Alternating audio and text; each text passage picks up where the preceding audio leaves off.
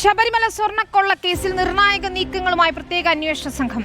കേസിൽ UDF convener Adoor പ്രകാശിനെ ചോദ്യം ചെയ്യാൻ ഒരുങ്ങുകയാണ് SIT.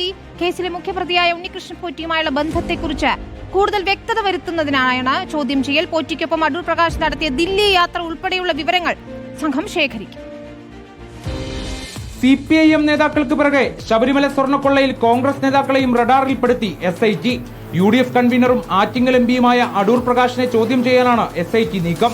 അടൂർ പ്രകാശും കേസിലെ ഒന്നാം പ്രതി ഉണ്ണികൃഷ്ണൻ പോറ്റിയും തമ്മിലുള്ള ബന്ധത്തിൽ കൂടുതൽ വ്യക്തത വരുത്താനാണ് ചോദ്യം ചെയ്യൽ. ദില്ലിയിൽ സോണിയാഗാന്ധിയുമായി ഉണ്ണികൃഷ്ണൻ പോറ്റി കൂടിക്കാഴ്ച നടത്തിയപ്പോൾ അടൂർ പ്രകാശ് ഒപ്പമുണ്ടായിരുന്നു. അടൂർ പ്രകാശുമായി പോറ്റിക്ക് അടുപ്പം സൂചിപ്പിച്ച ചിത്രങ്ങളും പുറത്തു വന്നിരുന്നു.